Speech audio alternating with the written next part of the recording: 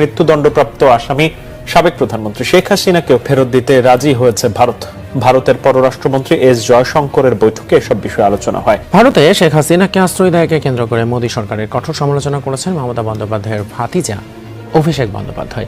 এই ঘটনার পরই পররাষ্ট্র মন্ত্রণালয় এক বিবৃতিতে জানায়, দুই দেশের মধ্যে প্রত্যর্পণ চুক্তিতে নির্ধারিত পদ্ধতি অনুসারে মৃত্যুদণ্ডপ্রাপ্ত শেখ হাসিনা এবং তার সরকারের স্বরাষ্ট্রমন্ত্রী আসাদুজ্জামান খান কামালকে বাংলাদেশে ফেরত পাঠানো হবে বলে উভয় পক্ষই সম্মত হয়। ভারতের শেখ হাসিনার অবস্থান ও আইনি মর্যাদা নিয়ে কেন্দ্রীয় সরকারকে সরাসরি প্রশ্ন ছুড়েছেন তৃণমূল কংগ্রেসের সর্বভারতীয় সাধারণ সম্পাদক অভিষেক বন্দ্যোপাধ্যায়। দিল্লিতে শেখ হাসিনা কি করছে, ওনার জবাব আছে। 1.5 বছর ধরে শেখ হাসিনাকে নরেন্দ্র মোদীর সরকার কি কারণে আশ্রয় দিয়েছে? কোন শিল্পপতিকে বাঁচানোর জন্য? শেখ হাসিনার স্ট্যাটাস কি? তিনি কি অনুপ্রবেশকারী না শরণার্থী? বিদেশে নির্বাসনে থাকার চেয়ে দেশের জেলে থাকা ভালো, এটাই এখন মনে করছেন সাবেক প্রধানমন্ত্রী শেখ হাসিনা। দেশে ফেরার নির্দিষ্ট সময়ও ঘোষণা করেছেন তিনি। জানিয়েছেন ডিসেম্বরের মধ্যেই তিনি এবং তার দলের নেতারা বাংলাদেশে ফিরবেন।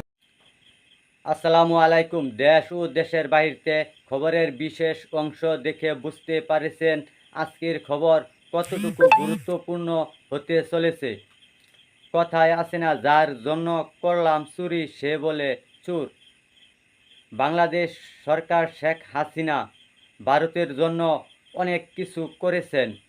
বাংলাদেশ থেকে অনেক কিছু ভারত বিলিয়ে দিয়েছেন। সেই মোদী সরকার আজ শেখ হাসিনা তার বোঝা হয়ে দাঁড়িয়েছে। 5 আগস্ট শেখ হাসিনা ভারত পালিয়ে যাওয়ার পর মোদী সরকার শেখ হাসিনাকে মাথায় তুলে রেখেছেন।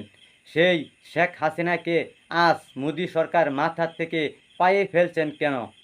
ভারতে নরেন্দ্র মোদী গোপন বৈঠক করেছেন ডিসেম্বরের আগে শেখ হাসিনাকে বাংলাদেশে ফেরত দেওয়ার জন্য, কিন্তু শেখ হাসিনা বাংলাদেশে ফেরত আসবে না। চলুন দর্শক, ভিডিওটি না টেনে পুরা ভিডিওটি দেখি। শেখ হাসিনা বাংলাদেশে আসে না অন্য কোন রাষ্ট্রে যাওয়ার জন্য প্রস্তুত নিচ্ছে? প্রয়োজনে মরলে ভারতেই মরব, তবুও অন্য কোনো দেশে যাব না। ক্ষমতার মোহে অন্ধ, অহংকারী এবং গণ অভ্যুত্থানে দেশ ছেড়ে পালানো শেখ হাসিনার এই একটি কথাই প্রমাণ করে তার ভারত প্রেম ঠিক কতটা গভীর। যে দেশের মাটিকে তিনি নিজের দেশের চেয়েও বেশি ভালোবেসেছেন, যে দেশের স্বার্থ রক্ষায় তিনি বাংলাদেশের সবকিছু বিলিয়ে দিয়েছিলেন, আজ সেই ভারতেই তিনি পরিণত হয়েছেন এক চরম বোঝাই। জুলাই রক্তক্ষয়ী ছাত্র জনতার গণ অভ্যুত্থানের পর প্রাণ ভয়ে দেশ ছেড়ে পালিয়ে যাওয়া শেখ হাসিনা এখন দিল্লি ফ্যাসিস্টের রানী সেই শেখ হাসিনা অবশ্যই ফাঁসি নিশ্চিত করতে হবে। সে মনে করতেছে যে এখানে দেশে আসলে কোনো কিছু তাকে মনে হয় জামাই আদর বা ওইখানে বউ ভাত হয় না, তার অবশ্যই হবে। তবে তার এবার হবে যে গলায় ফাঁসি ভাত হবে এবার, যে তার ফাঁসির কাস্টে তাকে ঝোলার জন্য। আর আমার যতটুকু ধারণা, সে এত তার জিনগত ভাবে, তার বাবাও যেমন ভীরু লোক ছিলেন, ভীতু মানুষ ছিলেন শেখ মুজিব, উনি নিজে স্বাধীনতা ঘোষণা দিতে চান নাই। উনি নিজে বলেছিলেন, শারমিনা আহমেদের একটা বই আছে নেতা ও পিতা, সেখানে উল্লেখ করা আছে তাজউদ্দিন আহমেদ ড্রাফট করে নিয়ে গিয়েছিলেন শেখ মুজিবের কাছে। তখন শেখ মুজিব বলেছিলেন, তোমরা কি আমাকে ফাঁসির মামলা আসামি বানাইতে চাও, রাষ্ট্রদ্রোহী মামলা আসামি বানাইতে চাও? তো শেখ মুজিবের জিন যেহেতু শেখ হাসিনা পেয়েছে, সে 100% ভীতু বলে আমার মনে হয়। এরকম বর্বর ভীতু বাংলাদেশে বিরল। আর সে আসলে তার জন্য ফাঁসির কাজটা অপেক্ষা করবে। আর মানুষজনের বাংলাদেশে সেদিন যে আসবে, সেদিন বাংলাদেশের মানুষ অন্তত মিষ্টি বিলাবে যে এরকম ফাঁসির আসামি এ দেশে ফিরছে। বাংলাদেশে এখন আওয়ামী লীগের দলগতভাবে বিচারের আওতায় মুখোমুখি নেওয়ার কথা সরকারও ভাবছে, এবং আমরাও মনে করি এটাই সঠিক রাস্তা। শেখ হাসিনার রায় অলরেডি হয়ে গিয়েছে, এখন এটা কার্যকর করতে হবে। শেখ হাসিনা যদি দেশে ফিরে, কেবলমাত্র ফিরবে ফাঁসির রায় কার্যকর হওয়ার জন্য। ফলে সেটার জন্য আমরাও চাই ফাঁসির রায় কার্যকর হোক, শেখ হাসিনা সহ অন্য যাদের বিরুদ্ধেই এই রায় হয়েছে। এবং শেখ হাসিনা নিজস্ব সিদ্ধান্ত নেওয়ার কোনো এখতিয়ারই নেই, স্বাধীনতাও নেই। শেখ হাসিনা দিল্লিতে আশ্রিত অবস্থায় আছেন। তিনি দেশ থেকে তার নিজের দল, নেতাকর্মী, দেশ সবাইকে ত্যাগ করে কাপুরুষের মতো পালিয়ে গিয়েছেন দিল্লিতে, এবং এটা পরিষ্কার করেছে বাংলাদেশের জনগণের কাছে, আন্তর্জাতিক বিশ্বে, যে আওয়ামী লীগ কোনো রাজনৈতিক দল না, এটা একটা ভারতের দিল্লির একটা নিয়ন্ত্রিত একটা দল। ফলে শেখ হাসিনার সিদ্ধান্ত শেখ হাসিনার সিদ্ধান্ত না, দিল্লি থেকে তাকে যতটুকু পারমিট করা হয়, পারমিশন দেওয়া হয়, সে অনুযায়ী সে কথা বলেন। ফলে শেখ হাসিনা আসবেন কি আসবেন না, কিভাবে আসবেন, বিচার হবে কিনা, এটা মূলত দিল্লির সাথে সিদ্ধান্ত। ঢাকার সাথে দিল্লির কূটনৈতিক রাজনৈতিক বোঝাপড়াই উপর এটা নির্ভর করবে। শেখ হাসিনা বা আওয়ামী লীগ তো এখন আর কোনো রাজনৈতিক দলই না। শেখ হাসিনার কিভাবে, সেটা তো শেখ হাসিনা ঠিক করবে না। সে কিভাবে আসবে, সে কাদেরকে নিয়ে আসবে, সে সারেন্ডার করবে কি করবে, এটা ঠিক করতে হবে বাংলাদেশ সরকার। এবং বাংলাদেশ সরকার এটা কথা বলবে দিল্লির সাথে, এখানে আর কোনো পক্ষ নাই। ফলে এটা সরকার ঠিক করবে তাকে কখন আনবে, কিভাবে আনবে এবং কিভাবে বিচারের রায় কার্যকর করবে, এবং সকল প্রস্তুতি নিয়েই তাকে আনতে হবে।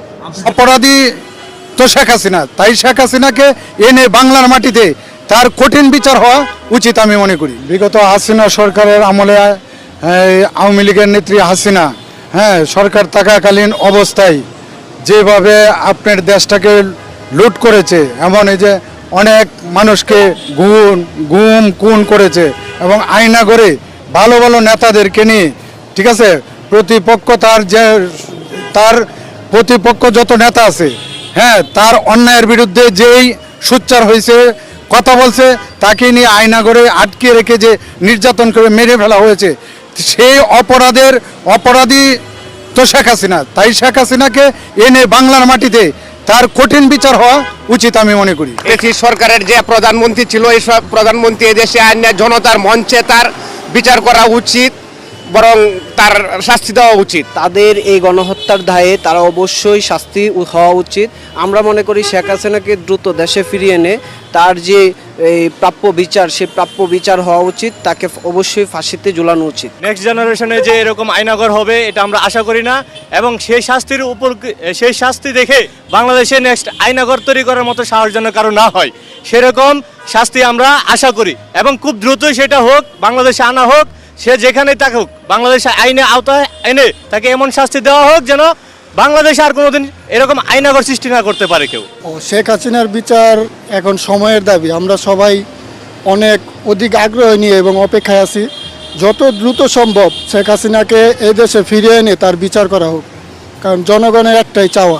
বাংলাদেশে প্রতিহিংসার রাজনীতি শুরু করছিল শেখ হাসিনা, আর এই প্রতিহিংসার রাজনীতি থেকেই আয়নাগর থেকে শুরু করে যত রকম গুম খুন সকল কার্যকলাপে সরাসরি উনি নিজে যুক্ত ছিল। তো ওই হিসাবে আয়নাগরে এনে টর্চারিং করাটা ওনার জন্য কম হয়ে যায়। আমার মতে জনগণের সম্মুখে সরোয়ার্দী উদ্যানে ওনারে নিয়ে জনতার সম্মুখে ওনারে ফাঁসি দেওয়া উচিত।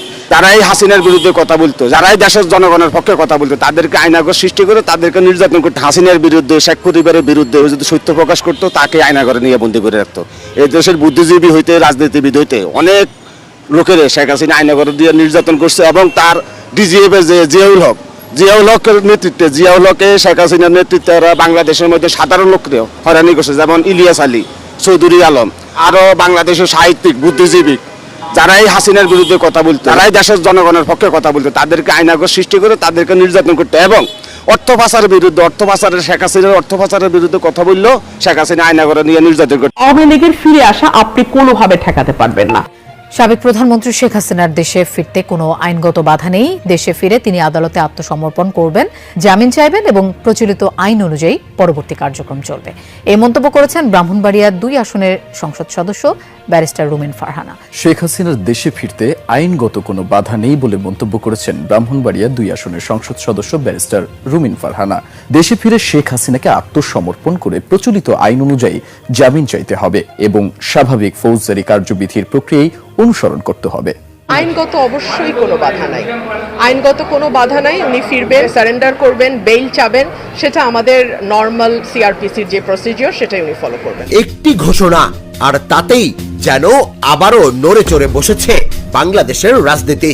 প্রায় 2 বছর ধরে দেশের বাইরে থাকা মৃত্যুদণ্ডপ্রাপ্ত সাবেক প্রধানমন্ত্রী শেখ হাসিনা এবার জানালেন তিনি দেশে ফিরবেন, তবে গোপনে নয়, পালিয়ে নয়, সরাসরি আদালতে আত্মসমর্পণ করেই। মানবতা বিরোধী অপরাধের অভিযোগে ফাঁসির রায় মাথায় নিয়ে ভারতে নির্বাসনে থাকা সাবেক প্রধানমন্ত্রী শেখ হাসিনা দেশে ফিরে আদালতে আত্মসমর্পণের পরিকল্পনার কথা বলেছেন ভারতের প্রধানমন্ত্রী নরেন্দ্র মোদী। শুধু তিনি একাই নন, নির্বাসিত জ্যেষ্ঠ আওয়ামী লীগ নেতারাও তার সঙ্গে দেশে ফিরে আত্মসমর্পণ করবেন। দেশ ছেড়ে যাওয়া বাংলাদেশের সাবেক প্রধানমন্ত্রী শেখ হাসিনার দেশে ফেরা নিয়ে সম্প্রতি বেশ আলোচনা চলছে। ভারতের সাথে আমাদের বন্দি বিনিময় চুক্তি রয়েছে। বন্দি বিনিময় চুক্তির আওতায় তাকে আনার সুযোগ রয়েছে। এবছরই বাংলাদেশে ফিরবে।